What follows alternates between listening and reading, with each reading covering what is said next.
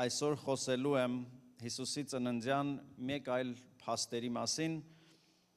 որոնք վկայում են, որ Աստված հսկում է իր խոսքը։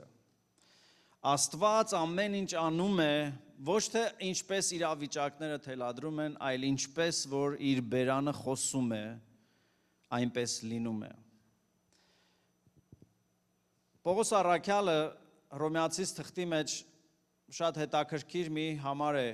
բերում, իհարկե կոնտեքստը ուրիշ է, բայց Հռոմեացիս 3:4-ի մեջ ասում է, թող Աստված ճշմարիտ լինի, իսկ բոլոր մարդիկ սուտ, ինչպես գրված է։ Թող Աստված ճշմարիտ լինի եւ մնացած բոլոր մարդիկ սուտ։ Ինչ է նշանակում։ Ուզում է ասել, որ մարդիկ կարող են սխալվել։ Մարդկային խոսքերը, կարծիքները, վերաբերմունքները կարող են փոխվել, բայց Աստված միշտ ու ամեն անգամ ճշմարիտ է լինելու եւ հավատարիմ իր խոսքին։ Երկինքը կանցնի, երկիրը կգնա, բայց Աստծո խոսքը միշտ կատարվում է, սիրելիներ։ Աստծո խոսքը բոլոր ժամանակներում վստահելի է եւ կարելի է հենվել, որովհետեւ բոլոր մարդիկ կարող են սխալ լինել, բոլոր մարդիկ կարող են սուտ լինել, բայց Աստված միշտ ճշմարիտ է եղել, կա եւ պիտի լինի։ Սա մեզ համար հուշում է եւ օգնում է, որ մենք հասկանանք, որ մեր կյանքի մեջ Աստծո կամքն ու Աստծո ձայնը, Աստծո խոսքն ու Աստծո առաջնորդությունը միշտ պետք է լինի առաջնային, որովհետև մնացած բոլոր բաները երկրորդական են։ Ուզում եմ հարց տամ այսօր, քանի ձայն, քանի խոսք, քանի խրատ տվող, քանի սթրիմ կա ուղեղիդ մեջ կամ գլխիդ մեջ։ Երևի մարդկությունը երբեք այսքան ինֆորմացիայի տարափ չի ունեցել։ Մենք ամեն օր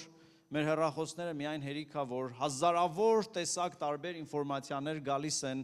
եւ ազդում են մեր վրա։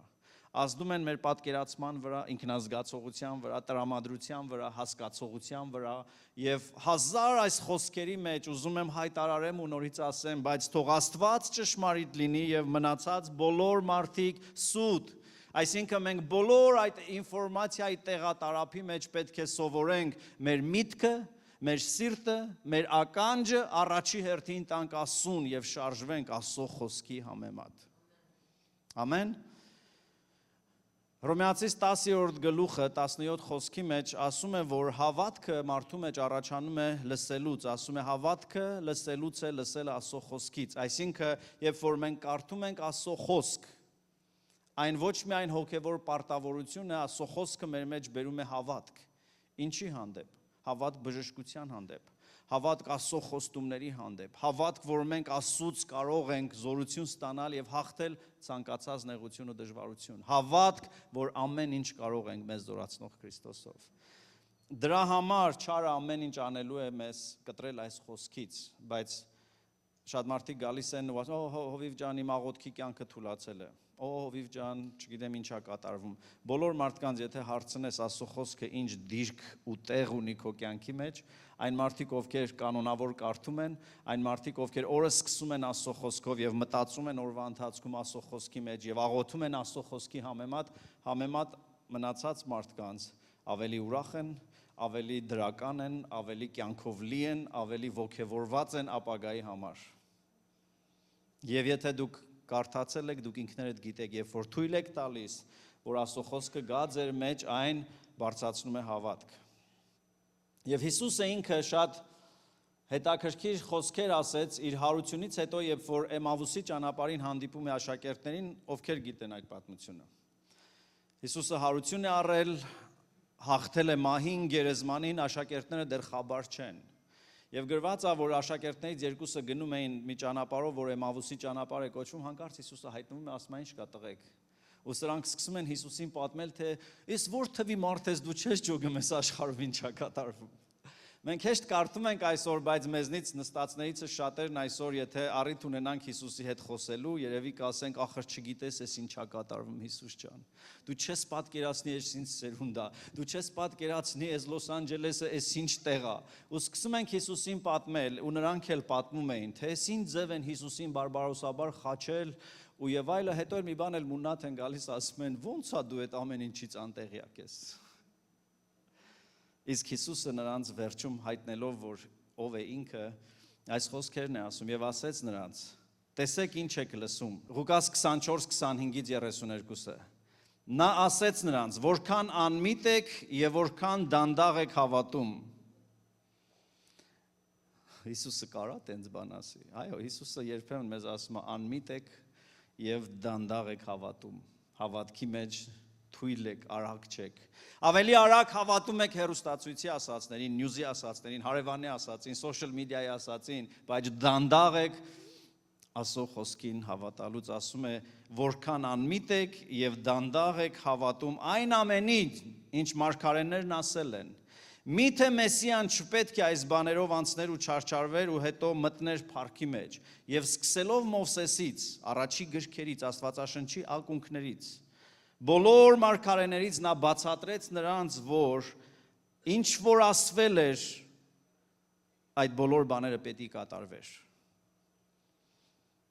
Այսինքն մինչև որ կատարվեր այն ամենը, ինչի համար աշակերտները վախեցած ու շփոթված էին ու Հիսուսին հարցնում էին, որ ո՞նց է դու տեղյակ չես, Հիսուսն ասում էր, որ դեռ Մովսեսից Աստված իր խոսքի մեջ հայտնել էր, իսկ դուք անմիտ եք եւ դանդաղ հավատքի մեջ։ Շրջվի ինչ որ մեկին ասա, մի քիչ արագացի հավատքիդ մեջ։ Արագ հավատալու մեջ, արագ Աստծո խոսքը հասկանալու մեջ, բայց անգամ դա Հիսուսին կարծես նեղացնում էր, որ 3.5 տարի լինելով իր աշակերտը նրանք անմիտ էին, այսինքն նրանց մտքի մեջ չկար Աստծո խոսքը եւ նաեւ դանդաղ էին հավատալու մեջ։ Մենք ապրում ենք մի ժամանակում, որ արագությունն ամեն ինչ է, ուզում ենք արագ ինտերնետ, արագ մեքենա, արագ հնազանդություն, արագ հարստություն, ամեն ինչ ուզում ենք արագ լինի։ Երեխեքն է շուտ մեծանան, պրծնենք։ Վերջում հետո ասում ենք, «Էս ինչի՞ս են շուտ մեծացան»։ Դու էիր ուզել։ Բայց ավելի լավ է, որ մենք ուզենք, որ մենք հավատքի մեջ արագ լինենք։ Աստծո խոսքին հավատալու մեջ արագ լինենք։ Գիտեք, ամենազորավոր, ամենափառավոր պատմություններից մեկը, որ բոլոր ժամանակներում օրինակ ենք բերում, Իսրայելի գերությունից դուրս գալու պատմությունն է։ Աստծո ժողովուրդը իր իսկ պատճառով հայտնվել էր գերության մեջ 400 տարի, ունենալով Արարիչ Աստծուն, երկինք ու երկիր ստեղծողին, Եգիպտոսի փարավոնի համար ստրկաբար աշխատում էր 400 տարի, 7-8 սերունդ։ Դա չէր իրենց identity-ն, դա չէր իրենց կյանքի նպատակը, բայց հայտնվել էին այդտեղ։ 400 տարի հետո ի վերջո Աստված բարձրացնում է Մովսեսին, ջարդելով Եգիպտոսի ամբողջ զորություն, անելով այն ոչ մի ստրուկ ինքնուրույն չէր կարող ազատ արձակվել, Աստված ասում է. ես Աստված ստեղծիչը երկնքի ու երկրի եկել եմ ձեզ տանեմ ավելի լավ տեղ։ Եվ գիտենք, որ Աստված սուտ չի խոսում։ Եվ 2.5 միլիոն միայն տղամարդիկ կային, եւ բոլորը ճանապարհ ընկան, բոլորը դուրս եկան Եգիպտոսից, այլևս ստրուկ չէին, բայց ստրկությունից դեպի խոստման երկիր ճանապարհ կար։ Այդ 2.5 միլիոն տղամարդը իրենց ընտանիքներով պիտի ունենային իրենց տները, իրենց հողերը, կաթ ու մեղավոր բխող երկիրը, թշնամիներից ազատված պիտի լինեին, լավ պիտի ապրեին ամեն առումով։ Բայց չեղավ այդ խոսքերը։ Գիտեք ինչի։ Որովհետև հավատացին ամեն ինչին, ինչ որ տեսան, լսեցին, բացի Աստծո խոստումից։ Եվ ընդամենը 2.5 միլիոն տղամարդուց 2 տղամարդ կային, Հեսուն ու Քաղեբը, որ ինչ որ տեսան մեծ քաղաքներ, պարսպապատ, ասեցին, բայց մեր Աստված խոստացել է, որ կարող է մեզ տանել այդ երկիրը։ Տեսան մարդիկ, որոնք այնքան բարձրահասակ ու ուժեղ էին, որ իրենց աչքին փոքր մորեխների պես երևացին, ու դրա մասին խոսեցին։ Ասեցին, երբ որ տեսանք նրանց, մենք մեր աչքին փոքր երևացինք։ Նրանք խոսեցին ամեն ինչ, բացի այն խոսքերից, ինչ որ Աստված խոսացել էր նրանց։ Եվ չմտան խոստման երկիր։ Ոչ թե որ Աստված չէր ուզում, այլ որովհետև չկարողացան հավատալ։ Որովհետև դանդաղ էին հավատքի մեջ ու մինչև հավատային արդեն անհավատություն արմատ էր գցել ու իրանք լացում էին։ Դեռ չմեռած արդեն ասում էին կմեռնենք, սրանց ճաշը կդառնանք, սրանք մեզ գիտես ինչ են անելու։ Ստեղ է մարդիկ կան, մինչև մեռնել արդեն մեռած են։ Մինչև թոշակի գնալ արդեն թոշակառոյի մտածելակերպ ունեն։ Մինչև փողերի պրծնելը արդեն աղքատ են։ Որովհետև դանդաղ ենք հավատալու մեջ։ Ամեն։ Դա Աստված, որ մենք կարողանանք հավատանք եւ այս պատգամը մեր մեջ ծնի վստահություն, որ վերջում Աստծո խոսքն է հաղթելու։ Բոլոր մարդիկ թող սուտ լինեն, բայց Աստված ճշմարիտ։ Եթե դա կարողանանք հավատալ, շատ բան է փոխվելու։ Հիսուսը մեզ պատվիրել է Մարկոս ավետարան 4 գլուխ 24 խոսքի մեջ, որ զգույշ լինենք ինչ ենք լսում։ Մի հատ ականջը բռնի, մենք երկու ականջ ունենք ու մի բերան, մենք շատ լսում ենք, անընդհատ լսում ենք։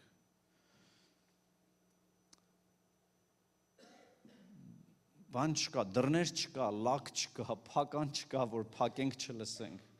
Մեր լսած բաների մեծ մասը մենք մինչև որոշենք լսենք, թե չլսենք, արդեն լսում ենք։ Բայց լսածը ինչ ենք անելու, դա ավելի կարևոր է։ Եվ Հիսուսը Մարկոս ավետարան 4 գլուխ 24-ի մեջ ասում է. տեսեք, այսինքն ուշադիր եղեք ինչ եք լսում։ Ես կավելացնեմ, ում եք լսում։ Ուշադիր եղեք ինչ եք լսում։ Որովհետև լսելը թվում է անշարժ մի բան է, հեռու նստում ես միամիտ քո մութ սենյակում ու լսում ես, կամ մտքիդ մեջ ես լսում, կամ հանգիստ նստած լսում ես, չես էլ մասնակցում, բայց լսում ես, բայց Հիսուսն ասում է հենց այդ լսելու process-ներում զգուշ եղի, ինչ ես լսում եւ ում ես լսում, որովհետև այդ լսածը կամ ավելացնելու է, կամ պակասեցնելու է քո մեջ բաներ։ Որովհետև հավատքը անհավատությունն էլ է լսելուց։ Նայած ում ես լսելու։ Իսրայելի 2.5 միլիոն տղամարդիկ լսեցին իրականությանը, ֆիզիկական աչքերով տեսածն ավելի լսեցին, քան լեռան վրա Աստծո խոսացած պատվերները։ Ուրեմն Հիսուսն ասում է ուշադիր եղեք ում եք լսում, շատ ուշադիր պիտի լինես։ Դու ես պատասխանատուն ինչ եւ ում ես լսելու ու ում չես լսելու եւ անկախված նրանից թե ում ես լսելու քո հոգևոր մակարդակը, քո հավատքի մակարդակը կամ բարձրանալու է, կամ իջնելու է։ Հիշի մարդկանց, չէ՞, մեկ ընկերուհիներ ունես, հետները գնում ես սուրճ ես խմում, գալիս ես տուն, մեռածի պես պարկում ես, էլ չես ուզում տեղիցդ վեր կենաս, կյանքը գույները կորցնում է, ամեն ինչ վատ է։ Հետո հանդիպում ես մի ուրիշ խմբի, մի հատ սուրճ ես խմում, ուզում ես ապրես, ուզում ես գնաս աշխարհ գրավես, ստեղծագործ, չէ՞։ Որովհետև ում ենք լսում, մեր մեջ մի բան ավելացնում է կամ պակասացնում է։ Ինչպես զգուշանալ։ Եթե դու իրապես համարում ես քեզ հոգևոր մարդ, դու ամեն ինչ որ լսում ես պետք է վերցնես ու դու ինքդ դասավորես քո մեջ, որովհետև վերցնում ենք այն, ինչ Տիրոջից է, վերցնում ենք այն, ինչ համահունչ է Աստծո խոսքին, վերցնում ենք այն, ինչ որ Աստծուն հաճելի է, եւ մնացածը հեռացնում ենք մեզանից, որովհետև դրանք օգտակար չեն եւ քայլում ենք այն ուղղությամբ, որոնք Աստծո կամքի ու Աստծո խոսքի համեմատ են։ Մեր գործը քայլելն է։ Իսրայելի 4 միլիոն մարդիկ, 2.5 միլիոն տղամարդ եւ իրենց կանայք ու երեխաները, նրանց գործը մի բան էր՝ քայլել դեպի Աստծո խոստումները։ Ամեն դիթեյլը չգիտեին, ամեն անկյունը չգիտեին, ամեն օրվա սցենարիոն չգիտեին, ինչքան են կանգնելու, բայց նրանց մի բան էր պատվիրված, երբ որ ամպը շարժվում է, շարժվեք, երբ որ Տերը առաջնորդում է, գնա առանց իմանալու մնացած դետալները, որովհետև Աստծո խոսքը մնայուն է ու միշտ կատարվելու է, մնացածը կամ ճիշտ չէ, եք լիքը ինֆորմացիա ճիշտ չէ։ Գիտեք սատանայի անուններից մեկը որն է, տիտղոսներից մեկը, ոչ թե ստախոս, ստի հայր, ստի սերմը իրանից է դուրս գալի, ամեն տեսակ սուտի հեղինակը ինքն է, մարդկության մեջ,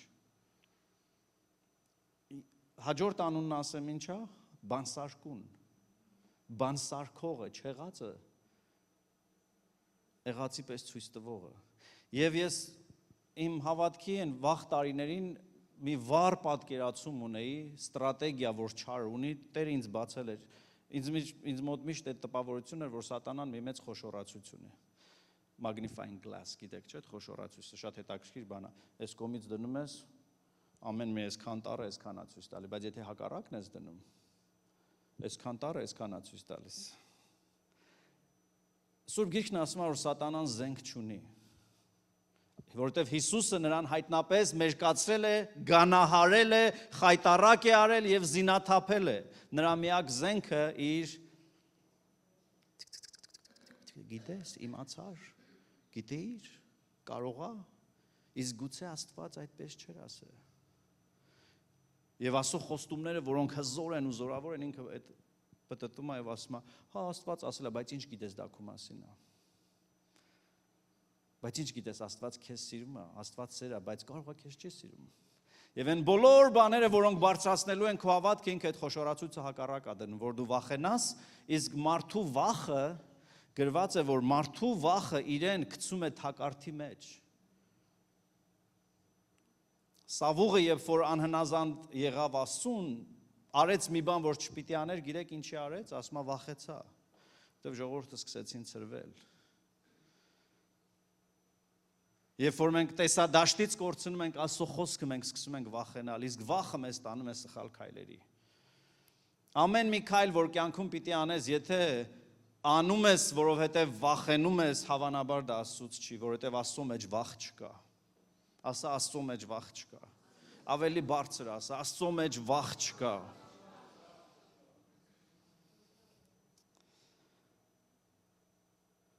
Ուրեմն այս տոնական օրերին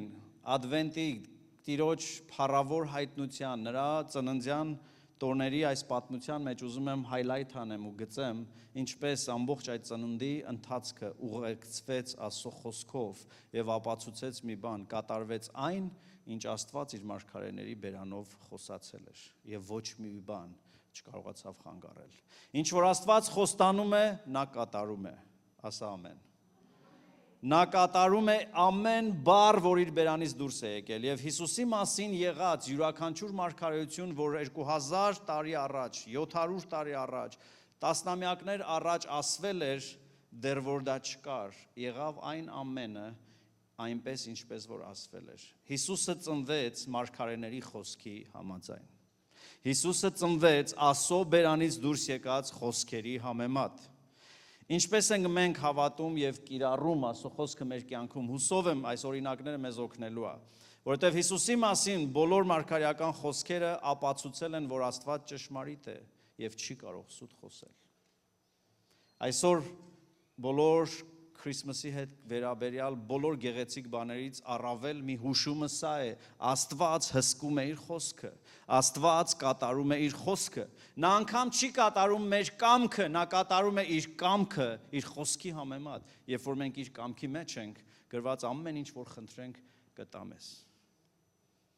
Դրա համար մենք աղոթելուց պիտի նախ իմանանք Աստծո կամքը, որովհետև Հիսուսը չի ասել մտքովդ ինչ ասա, ինչ անցնի աղոթի կանեմ, նո, ասել է ինչ որ իմ կամքի համեմատ խնդրեք։ Իսկ նրա կամքը միշտ ինչ է, բարի, հաճելի եւ կատարյալ է։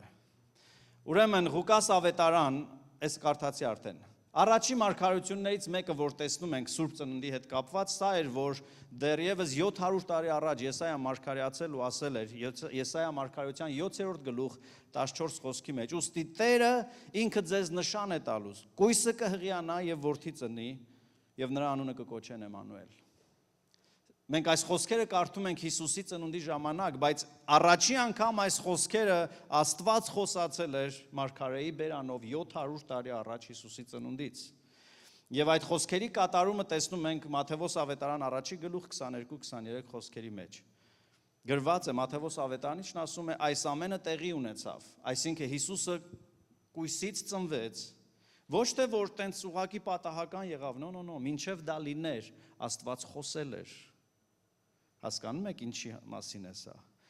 Եվ այս ամենը եղավ, որպեսզի կատարվի Տիրոջ ասածը մարգարեի միջոցով, որ ասել էր, կույսը պիտի հղիանա, որդի ծնի ու նրան կոչելու են Էմանուել, որ նշանակում է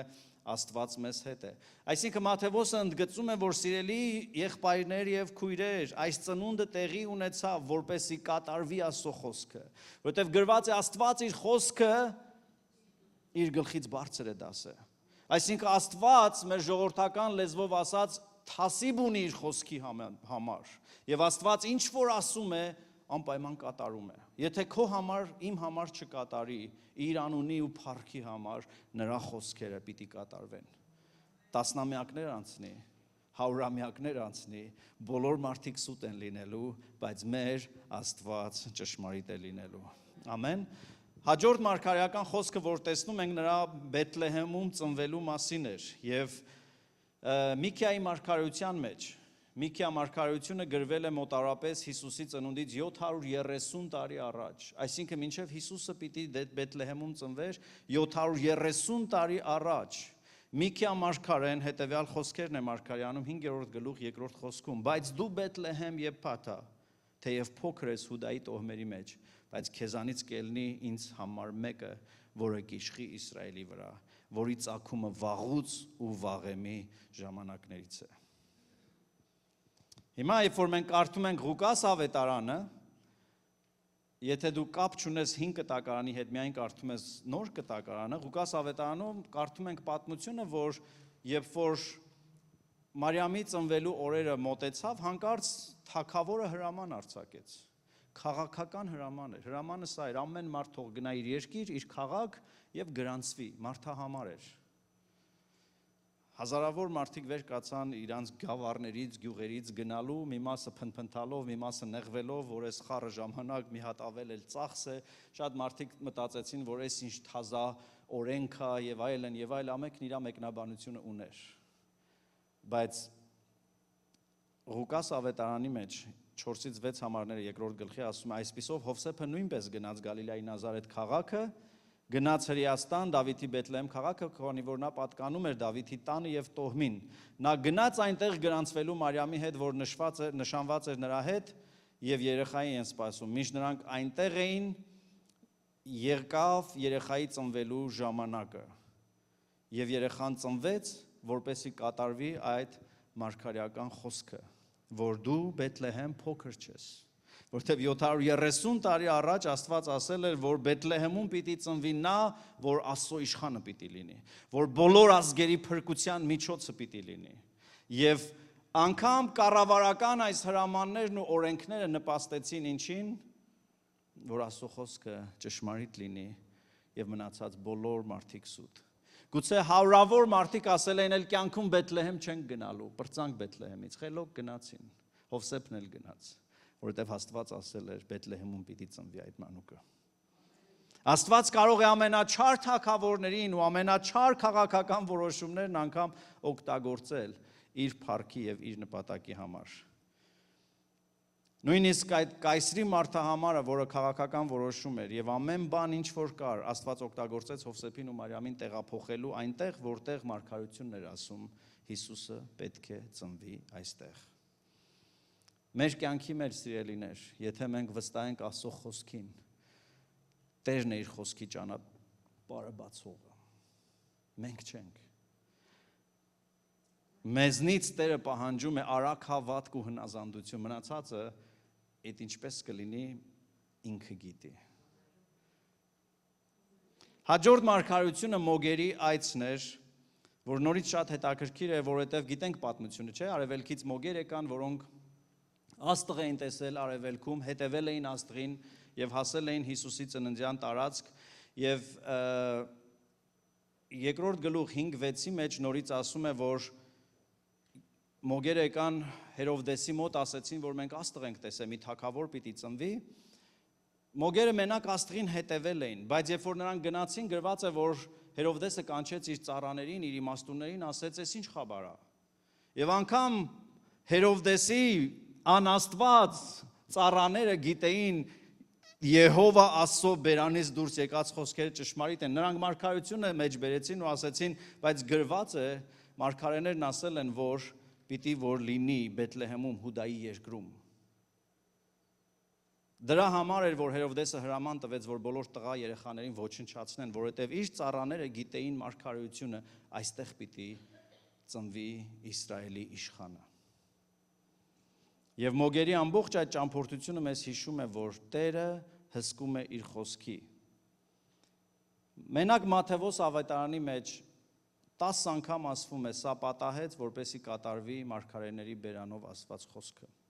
Հիմա ուզում եմ հարց տամ քեզ, Աստծո բերանը ինչ է խոսել քո մասին։ Որտեվ շատ ժամանակ մենք Աստծո խոստումը լսում ենք, կլինի մեր անձնական աղոթքի ժամանակ, անձնական ընթերցանության ժամանակ, ոգևորվում ենք, հետո մոռանում ենք։ Մինչ Հակոբոսն ասում է չմոռանաք, հայլու մեջ նայելուց հետո չմոռանաք։ Շատ ժամանակ մարգարեական խոսքը գալիս է պատգամի մեջ, կամ Աստծո ծառայող գալիս ու մարգարեանում է, սիրելիս այդ խոսքը չի expired չի եղնում մինչև չկատարվի, բայց դու պիտի հսկես։ Շատ մարդիկ բավարարվում են, որ դե Աստված ասել է, Իսրայելին Աստված ասել էր,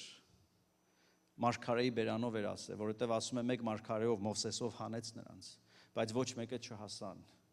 Ոչ թե որ մարգարեությունը չէր ճիշտ,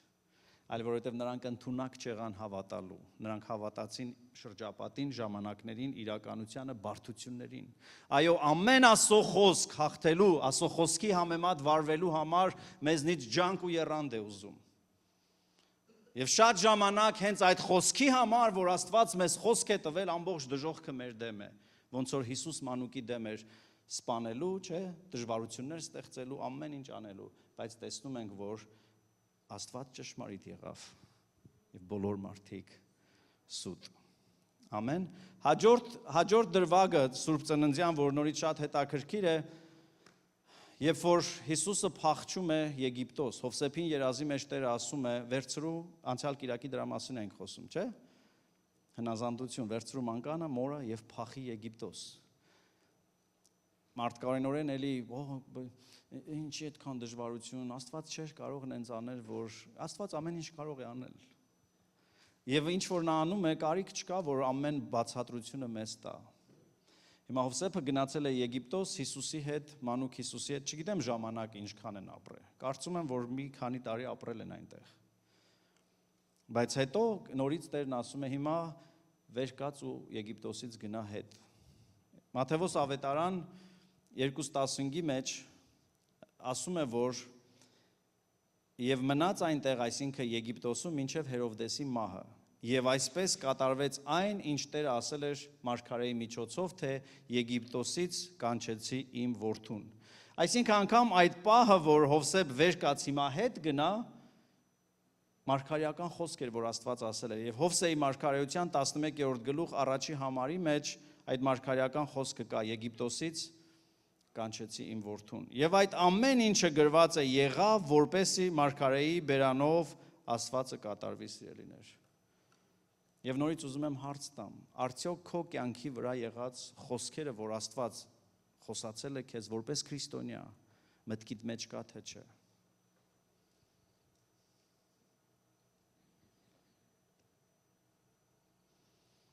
Անցյալ շաբաթ կարծեմ կամ մի 10 օր առաջ Թալիթայի հետ մեզ հրավիրել էին մի մանկապարտեզ, ասեմ, գիտեք ինչ է։ Միտեղ 100-ից ավել տարեց մարդիկ կային եւ գնացինք խոսալու, սրտիս մեջ խոսքը սա էր ու հետաքրքիր օրինակ իրանց բերեցի, որովհետեւ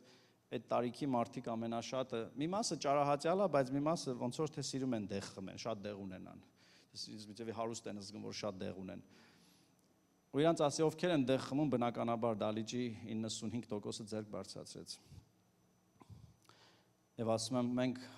լսում ենք հաճախ, որ պարծենում են հայերն, ասում են, դե մենք առաջի հայ քրիստոնյան ենք, Աստվածաշունչ էլ ունեմ, 4 հատ ունեմ,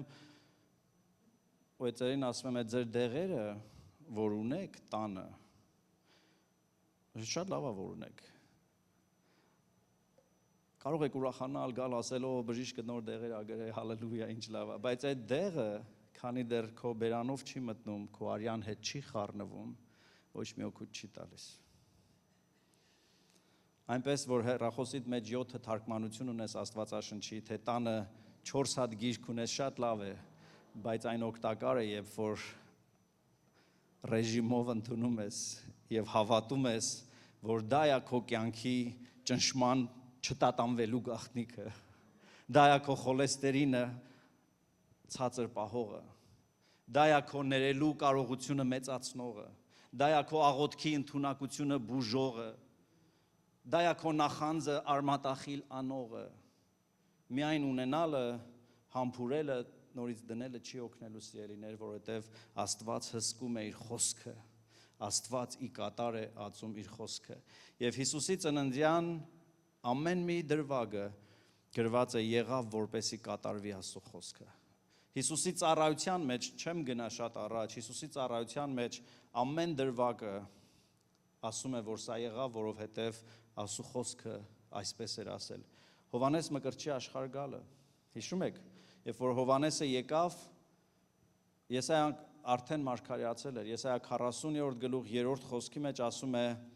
«Մեկի ձայնը կանչում է անապատում, պատրաստեցեք Տիրոջ ճանապարհը»։ Երբ որ Հովհաննեսն է գալիս, Հովհաննես ավետարան 1:23-ի մեջ Հովհաննեսը սկսում է իր ծառայությունը, մարդիկ ասում են. «Դու ես Մեսիան, դու ես նա, որ գալու էր», իսկ ինքը ասում է, չէ, ես ձայնն եմ։ Ինչ ձայն։ Որտեղ Հովհաննեսը շատ լավ գիտեր մարգարեությունը, ասում էր, այն ինչ որ գրված է անապատում, մի կանչող ձայն պիտի լինի, ես այդ ձայնն եմ։ Դրանից հետո հեթանոսների մասին է Եսայան մարգարեանում, որ հեթանոսները լույս տեսան։ Դա ոչ միայն իր ծնունդում էր, այլ գրված է, որ Հիսուսը գնաց հեթանոսների երկիր,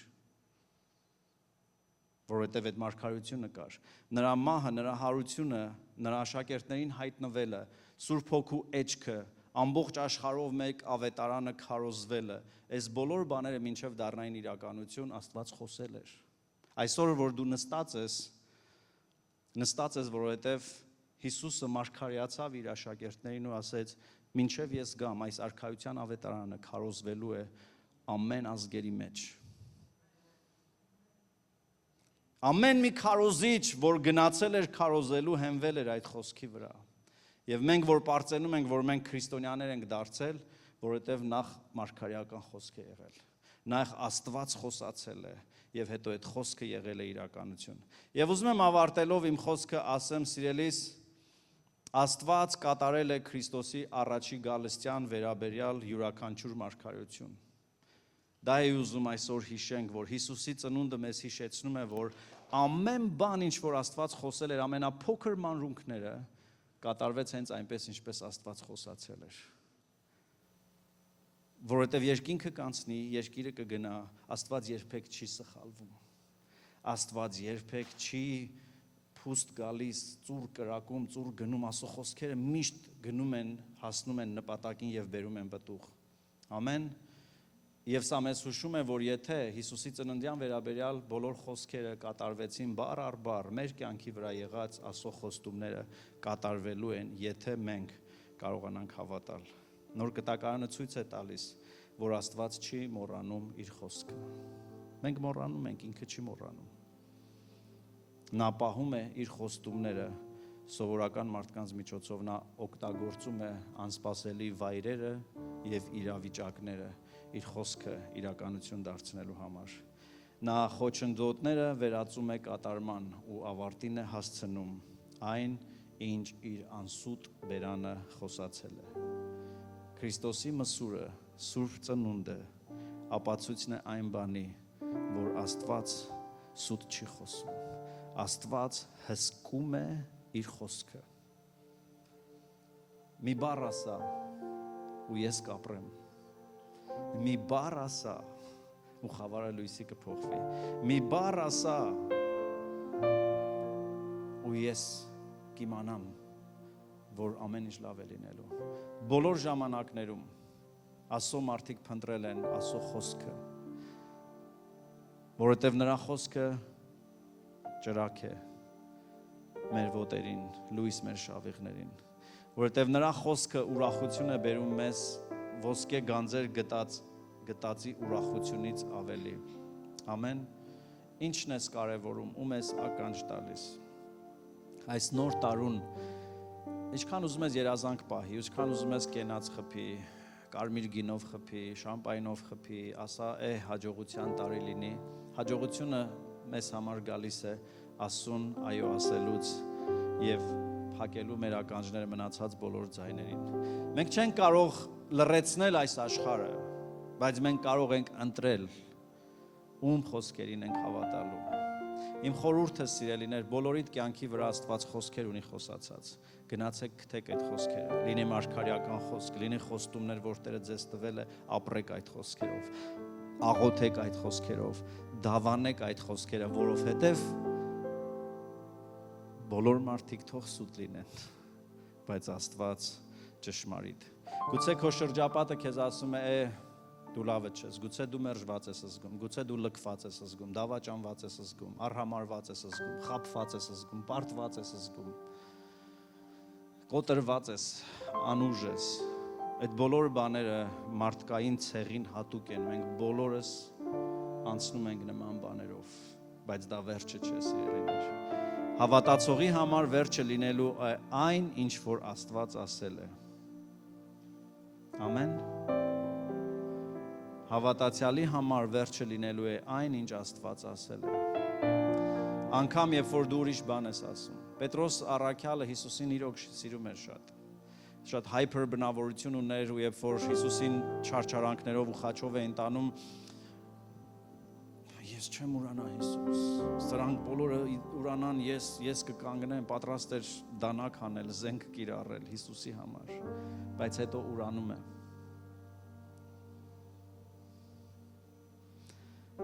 Ու սա մեղադրանք չէր, ուրիշները չէին ասում, դու լավ, ինքը գիտեր, որ I failed, ես եմ մեղ գործել, ես ասեցի ու չպահեցի, բայց որովհետև Աստված Հիսուսի միջոցով դեռ շաբաթներ առաջ ասել էր Պետրոս, սատանան ուզում է քեզ աղա, բայց ես աղոթել եմ, որ քո հավատքը չպակասի։ Ես միշտ մտածում եմ այս հատվածի մասին, ոնց եթե Հիսուսը աղոթել էր, Հիսուսը տեսել էր սկզբից, ասում է, տեսա, որ սատանան աղացի պես ուզում էր աղալ քեզ, բայց ես աղոթեցի, որ քո հավատքը չպակասի, բայց բեր ասենք սատանան լավ էլ աղաց Պետրոսին, չէ՞, լավ էլ աղաց, բայց Հիսուսն աղոթել էր, որ նրա հավատքը չպակասի, որն էր այդ հավատքը, որ անգամ աղալուց հետո նա կարողանար ասել, ես պիտանի չեմ, բայց որ դու ասել ես վեմի վրա, իմ ծառայության վրա, իմ միջոցով պիտի գործես, գործի։ Կյանքը գուցե քեզ աղացել է,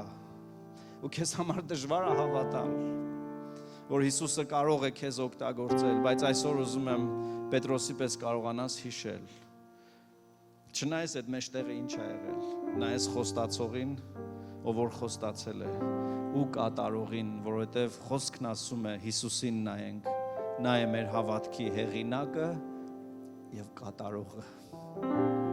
Նա կատարողն է, ինչ է նա կատարում իր խոսքը։